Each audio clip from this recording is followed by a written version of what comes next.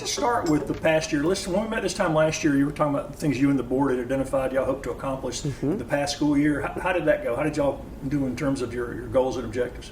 Well, as always, we are always concerned about academic achievement and security in our schools. And I am here to say that we had a phenomenal year.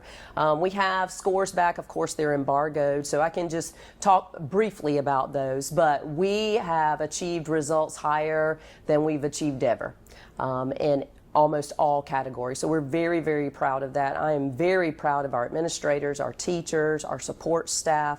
Everyone is so valuable to the success of our kids. Our parents working with us, partnering with us. So that goal of ensuring academic success for every student and every student reaching their potential, we are on the right track. Met with our administration teams and our district leadership this past week, and we were talking about that and celebrating that and how the work that we had put in last year, the intentionality, the changes we made. We made some changes last year that truly we're seeing some effects on that. So some of the changes we made last year is we changed our middle school schedule. Prior to last year, our middle school schedule reflected the high school schedule. It was 90-minute blocks. And what we were seeing is that children were losing their engagement period in that last 20 minutes of class. And then that became a time of sometimes having behavioral referrals because kids were not as engaged. So we redesigned our middle school schedule to be 70 minutes. Well, what that allowed us to do was multi-focus. It allowed us to have a shorter time that I felt like was more age appropriate for our middle school children, 10, 11, 12-year-olds, 70 minutes. But it also created taking that 20 minutes off each section. It gave us a time within the day to really look at every child and offer either interventions if there's a standard they're struggling with, or acceleration. So if a student is mastering the standards, let's push them on. And so we redesigned that middle school schedule for every middle school in the district, and we have seen great gains from that. We've seen lower behavior referrals. So I feel like us looking at our data, analyzing what could be the root causes that impeded our academic achievement last year, we made those changes and we've seen great growth from that. For the security goal, I want to thank Lieutenant Pillar and his team and all that they've done. They have been very diligent this year seeking grants, and we were awarded $1 million grant. Lieutenant Pillar has utilized that grant. We are going to implement a district-wide alert system. It's called Centegix. It's an applicable piece that teachers wear each day throughout the school, and anytime there's an emergency, it is immediate access to emergency personnel within the school or without the schools, outside of the school. And so we'll be implementing that throughout the district. So we've seen a lot of great growth in our academics. We've seen greater increases in our security. Additionally, our board this year passed, we're going to be adding Evolve systems at our middle school levels. We currently have those at T.L. Hanna and Westside High School. Evolve system is the system that allows students and visitors to pass through that would identify a gun per se if we do not, if they have that on them. And then that allows us to ensure safety for everyone in our building. And so we'll be doing that at our middle schools as well. So as far as our goals of academic achievement and security, we definitely have met those this year. I am anxious to share our academic achievement with the public, but as you know, it is embargoed, and so we'll have to wait for that date. We didn't really have challenges. We just had more needs, and fortunately for us, we had the income that we can meet those needs. We currently have multilingual learners in our district, and I'm sure every district does. Last year, we served 38 languages in 42 countries in our district alone, not in Anderson County, but in Anderson 5. This year, that has dropped slightly. We are now serving 29 languages. But because there are 29 different languages in our district, that means there are families that have 29 different languages. And so we felt like to really encourage that academic achievement, partnering with our families, we needed to provide more support. So through the board's recommendation and approval, we're able to add an additional multilingual learner specialist, which is a teacher that is going to teach our children, but we're also able to hire another translator. So currently we have one, next year we'll have two. So we feel like those additions in the classroom and at the district level will help support our families, thus support our students, thus support our teachers and our academic achievement. I don't think most people have any idea 29 languages. I know. I mean, if you ask 100 people, I don't think No. any of them would tell you there's 29 languages. And when I've shared that information this year with others, it was that same reaction. They just did not realize. And so we There are value 29 languages in the country. I know, right? Yeah. Right. We value it. We think it's wonderful to have so many different perspectives, so many different families join us, but when we want to make sure we can service them and work with them and help them to achieve and reach their potential. Over the summer, just getting ready for the new year. We are so excited. We are celebrating the academic achievements. We were looking this week with our team at what worked. What worked this year to ensure that our students met their goals, to ensure that students succeeded, and then we built upon that. We utilize a framework, continuous improvement framework in our district that incorporates the Plan, Do, Study, Act cycle. It's often called PDSA cycle, and that cycle really helps folks to narrow in on what is an area that you feel like is not as strong as you need it to be, that is impacting your organization not meeting its goal. And it is a step-by-step continuous improvement framework that you work with through a team, identify an area, truly plan a change of action that you're going to test, identify the data you're going to look at to see this is what it looked like before we made this change. We're going to make this change, and then we're going to collect data to see what it looks like afterwards. And so we work together, every department. It's not just a school continuous improvement framework. Transportation's looking at an area they might want to improve on. Culinary, campus enhancement, safety and security. So it truly is looking as a district. We're doing great things. We've made great achievements, but we need to get better, right? And so finding those areas. So we've been working on that. We started that last year. We're perfecting that, getting that better for us, getting more used to that, and it's been a great process for us. Do you know yet if the national education cuts are going to affect your budget? Well, we were given that memorandum that they weren't cut, they were just halted for a little bit. So I met with Amy Hurd and Kim Morgan, who is the director of our federal and state programs, and we're going to be fine this year, and it's because of their planning. It's because of their conservative nature, ensuring that they have money to cover in events such as these. The cost that's being held for us is around $700,000, and that piece, though, is going to be covered until it is released. And so for this year, we are good. Now, if it were to be a permanent cut, we have already got a plan in place. We'll look at that in January to ensure how we need to move forward in the future. I think several districts have mentioned it really hits like professional development Yes. the hardest. That's the Yes, so that Title II piece, yes. So professional development, I was looking at that for us. The majority of our Title II piece was professional development. A lot of that was for our math. Well, we see great math improvements for us this year, which has been an area of concern. Our achievements this year are higher than they were prior to COVID, and so we're very proud of that. But it does come from that additional funding where we can really, through those PDSA cycles, identify an area that we need to work in, what is it the change we need to make, and then having those resources to really support us as we make those changes. So we have 21 schools in the district, and we have around 12,000 students in our district. And so we serve children from 3K all the way to adult ed, because our adult ed program also is within our school. Special to Anderson 5 is we have our own alternative school. It's the Anderson Center of Excellence. And I just want to give a shout out to that organization. They are doing a tremendous work helping our children to achieve.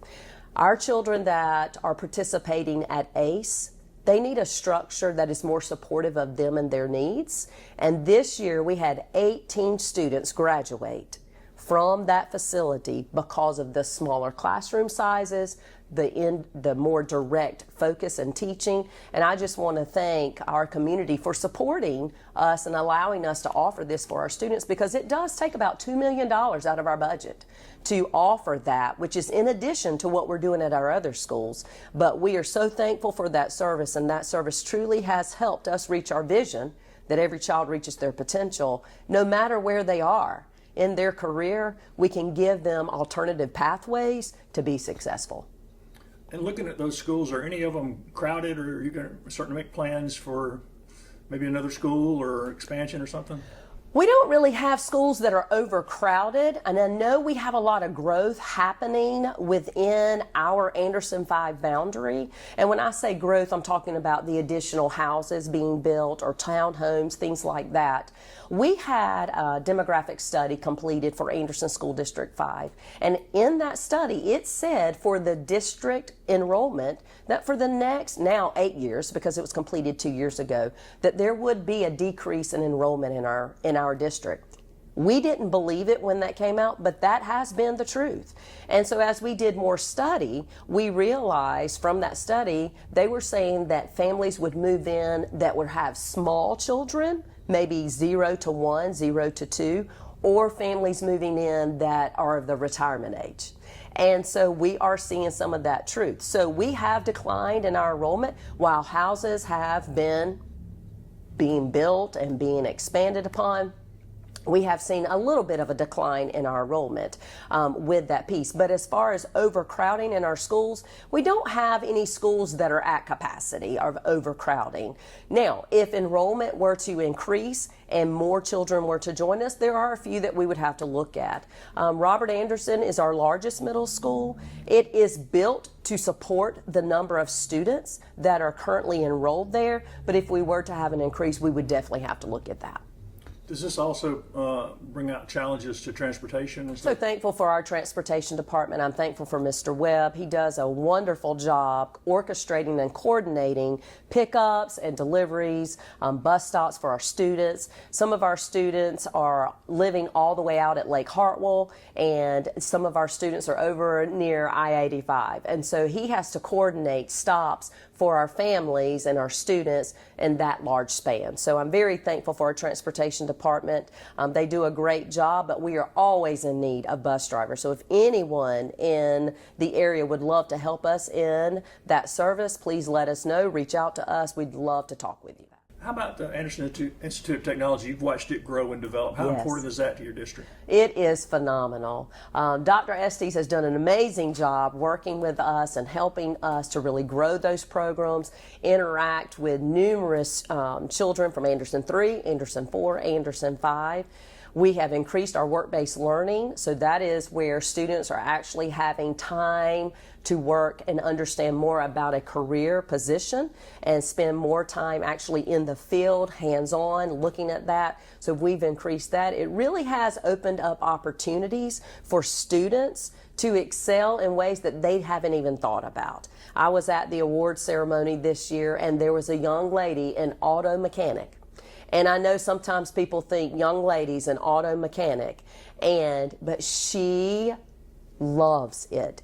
She didn't want to go into it at the beginning of it, but she took the initial course, loved it. It was more like an explore course. She said, I thought I'll do this for a little bit. And then she fell in love with it. And now she's like an ambassador for us for that to spread the excitement and how it is good for girls too, because sometimes, folks think that girls shouldn't be in auto mechanics, but it has been a phenomenal curriculum for us. But it's another piece of that is AIT helps our children just explore different career options that they might not even know are available, and they can have that opportunity. Very happy to say in Anderson 5 that our teacher retention rate has improved. It has been one of our goals. We have worked to really support our teachers, help them identify areas of where they might need more resources or more support or more coaching. And we have worked diligently through our district office, through our reading coaches, through our instructional coaches to really be there to help teachers in their classrooms, help them in any way that they need that. I am happy to say that we kept more of our teachers this year than last year. We increased it almost 2%, and I think that all goes back to feeling supported and knowing that we'll help you any way we can. One thing that Anderson 5 does for teachers, I'm not sure if other districts are doing this, we provide free lunches. So every Monday, Wednesday, and Friday, teachers, all employees that work for us are able to have those free lunches. So it's less that they have to worry about. Come to school, teach, enjoy your job, enjoy the children, enjoy the parents, and then let us feed you free on Monday, Wednesday, and Friday. And do all kids eat free? All kids eat free. We are very blessed with that. We have that. We just got reapplied for that and awarded, and so every student eats free breakfast and lunch. at every school that we have. How important is that, Brenda? I mean, that people that have not had to apply for those things don't think about their kids going hungry. How important is that program? It is very important. I mean, if you're hungry, you're not able to listen, you're not able to pay attention, you're not able to comprehend what's being asked of you, you're not able to generate ideas and questions to ask back. And it is very important for our children to have that piece of knowing every morning when I get off the bus or when I'm dropped off at school, I can have a breakfast. Every day at lunch, I can have that. In the same, we have a partnership with United Way that allows us to send home food for children that have identified that need extra food over the weekend. Currently, we have around 450 students every Friday, or the last day if we have a long weekend is Thursday, that receives food to take home over the weekend, and that's through a partnership with United Way. So having that nutrition met is very important to academic achievement and to student success. We have over 300 students that have been identified through our McKinney-Vento process and grant, and we provide services for them, school supplies, if they were to need clothing or to need food, housing, we help them to provide the resources that we can to help them achieve. Our goals are continue to increase academics and continue for security. Those are our two major things that we look at. We look at that so that it's safe for our kids and our employees, and that they can learn and have that environment, that learning environment that supports them in every area. So we're looking at those, and those are our two main goals at this time. We do have some facility upgrades we're looking at. You know, we did a needs assessment, and it identified numerous areas that would need to be looked at, like HVAC systems, roofings, and so we're looking at those projects as the need arises. So if there's an HVAC system that needs to be updated or replaced, we're looking at that. Roofing systems, so we're looking at those. We are renovating Southwood right now. They were in need of additional bathroom spaces. Those same bathrooms were there, I think, when the school was built in 1950s, I believe. And so we are renovating Southwood right now with the bathroom renovations, and then we're looking at our schools to see if there's needs to be roofs completed or HVAC systems. What about athletics and extracurricular activities? How has that grown in District 5 over the last year or so? Yeah, so we are very excited about the athletics in each of our schools, T.L. Hanna High School, Westside High School, and our middle schools, because our middle schools are working with the children, helping them learn the fundamentals of the sports that they enjoy, and then that transfers into our high schools. We've been very successful in our sports athletics at the high school. This year we had our football and basketball go to the state championships. We had state champion winners in golf, girls golf, boys golf. We had state champions in wrestling and track, and so we have dedicated coaches that I'm very thankful for. They spend numerous hours and times pouring into our children, teaching them the fundamentals and helping them to reach their potential. And so we are doing great things in this district at both high schools in athletics, and it's because of the determination of the coaches and the dedication that they provide every day. This time next year, I would love to be able to say and talk about that our academic achievement once again has soared to new heights. We are on a trajectory to really be higher than we ever have been, and I'm so excited about that and can't wait to announce that to everyone. So this time next year, our goal in our strategic plan is for every school to have a good or excellent on their report card. And that is what we're shooting for. We want every school to have excellent, but we want to meet that goal of good to excellent. This past year, we had some schools that didn't have good and excellent on their report card, and we really identified those, put some changes in place, strategized how can we do, what can we do, how can we help you to really set that bar. And so this time next year, I want to be able to look at you again and say our growth and our academic achievement is the highest it's ever been, and we are getting closer to our goal. And finally, what have you learned in your time as superintendent now? You've had a chance to get your feet wet for a little while. It's a great job. I have learned it's an amazing job, very important job. It is one that your love of children and people and families and wanting every child to reach their potential can be celebrated every day in different ways. And having the opportunity to work with parents, having the opportunity to work with teachers, having the opportunity to work with community members, and to really share what we're doing in Anderson 5, how we're trying to ensure every kid succeeds, ensure every kid is confident and feels empowered, and is able to succeed whether they choose to stay in Anderson or they choose to move abroad in the United States or internationally. They will have the core fundamentals to be successful and to make a positive impact.